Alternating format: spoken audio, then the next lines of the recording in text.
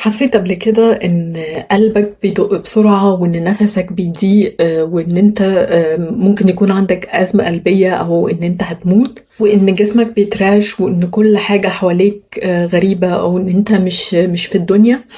بتحاول تهدى وتاخد نفسك لكن مش قادر إن أنت تتحكم في نفسك. الحقيقة إن نوبة الهلع هي حاجة مرعبة جدا وخصوصا لأن اللي حواليك مش فاهمين بالظبط أنت حاسس إيه بالظبط. نوبة الهلع هي حالة من التوتر والخوف الشديد والرعب الشديد وهي بتحصل فجأة. والجسم بيتصرف كأن فيه خطر حقيقي وحتى لو مفيش خطر فعلي. الهلع ممكن تكون 5 دقايق وممكن توصل لساعة، ممكن تحصل مرة واحدة وممكن تتكرر أكتر من مرة. هي أسباب نوبة الهلع. أول سبب ممكن يكون التوتر والإرهاق النفسي المستمر، وده بيخلي الجسم في حالة تأهب دايم وبيخليه إن في قابلية إن ممكن تحصل نوبة هلع. كمان ممكن يكون سبب وراثي، يعني التاريخ العائلي للأمراض النفسية. لو كان حد عنده نوبات هلع أو اضطراب قلق العام يبقى أنت كمان معرض إن أنت تتصاب بنوبات الهلع.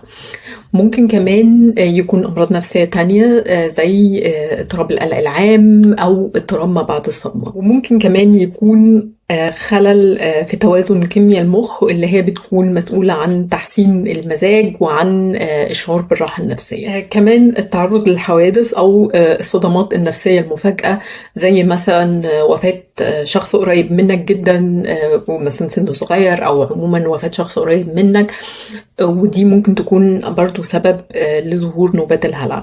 ممكن كمان يكون الشخصية بتاعت الشخص هي سبب من أسباب ظهور نوبة الهلع. يعني الشخص اللي عنده خوف في المواقف الاجتماعية أو خوف من الفشل أو قلق من المستقبل معرض جدا إن هو تجيله نوبة هلع. إيه هي أعراض نوبة الهلع؟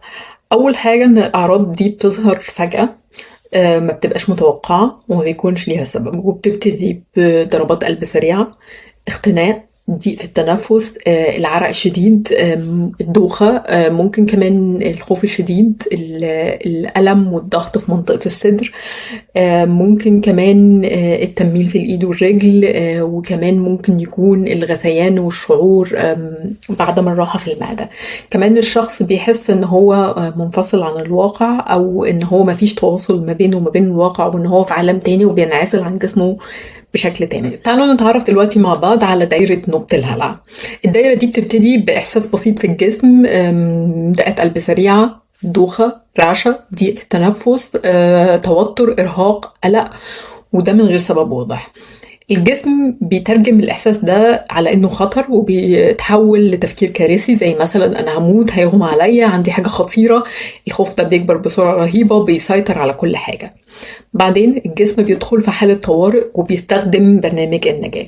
في برنامج النجاة القلب بيدق أسرع، النفس بيزيد، ده اسمها استجابة القتال أو الهروب، وده رد فعل طبيعي جدا بس الجسم بيبالغ في استخدامه. بيبتدي الشخص ان هو يخاف اكتر من الاعراض، وبعدها الاعراض بتزيد، القلب بيبتدي يدق اسرع واسرع وهتحس ان نفسك مقطوع، بيخلي الخوف بيزيد والاعراض تزيد، وبيفضل الشخص في نفس الدايره. بعد كده بيتجنب الشخص المواقف والاماكن اللي حصل فيها النوبه، وده بيزود الفكر الغلط ان في خطر فعلا وبيزود المشكله اكتر وبيخلي النوبه تتكرر اكتر من مره. طيب ازاي تقلل من شدة نوبة الهلع؟ أول حاجة هنغمض عينينا وهنبتدي إن احنا نتنفس ببطء.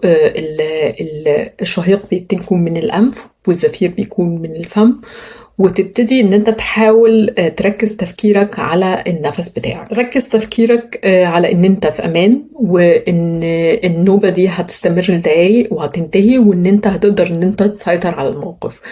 جرب ان انت تركز تفكيرك او انتباهك على شخص معين انت بتحس معاه بالامان او على تفصيلة في المكان اللي انت فيه بتحسسك بالامان زي مثلا الباب او الشباك. النوبة دي مرتبطة بمكان معين انت متواجد فيه، جرب تطلع بره وخليك مستمر في تمرين التنفس. جرب كمان ان انت تتصل بحد قريب منك واحكي له بالظبط على اللي حصل. كمان سجل كل اللي حصل في كتاب اليوميات بتاعك.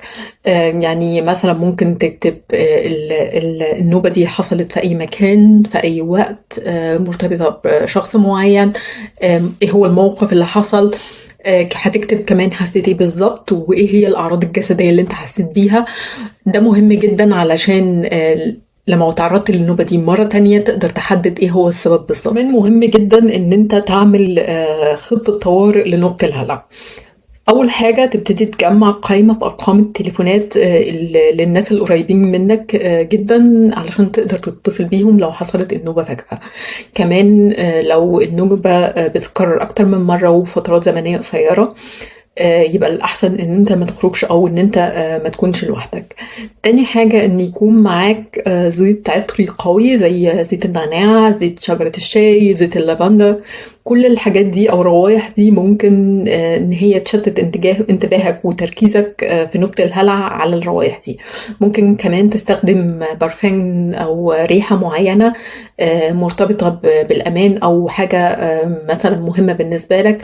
دي هتساعدك إن أنت تكسر الدايرة بتاعت نقطة الهلع وإن أنت ترجع بتركيزك على الوقت الحالي. كمان ممكن تخلي معاك لبان أو بونبون بلكهة قوية زي النعناع مثلا. حركة الأسنان والفك والنكهة القوية ممكن تساعدك إن أنت تقلل التوتر وكمان بتشتت انتباهك في اللحظة دي. ممكن كمان تخلي معاك حاجة حراقة أو مشطشطة. الألم البسيط والنكهة القوية هتساعدك برضو ان انت تشتت انتباهك عن نقطة الهلع. ممكن كمان تخلي معاك في الشنطة حاجة زي كرة التوتر، ممكن انت تستخدمها اثناء نقطة الهلع، او حاجة زي استك، لان ده بيسبب لما تعمل كده بيسبب الألم وبيخلي تفكيرك وانتباهك يتشتت في وقت النوبة. وبكده تقدر ان انت تخرج من دايرة نوبة الهلع وتقلل من الأعراض اللي ممكن طبعا بتتطور دايما خلال النوبة دي. الهلع هي استجابة عادية من الجسم ونقدر ان احنا نسيطر عليها. مهم جدا ان احنا نفهم جسمنا بيقول لنا ايه بالظبط علشان نقدر نتعامل مع الموقف بهدوء. نقطة الهلع بتبدأ بتفسير غلط من الجسم على خطر مش حقيقي ومش موجود. عشان كده مهم جدا ان احنا نفهم الموقف علشان ان احنا نقدر نكسر دايرة نقطة الهلع. المهم ان انت تسيطر على الأعراض بالوعي بالتنفس وبالمواجهة، ومع كل مرة هتنجح فيها هتقدر ان انت تخرج بره الدايرة دي. وبكده نكون وصلنا لنهاية موضوعنا النهاردة. كانت معاكم نهى موافي، بتمنى لكم يوم سعيد ومع السلامة.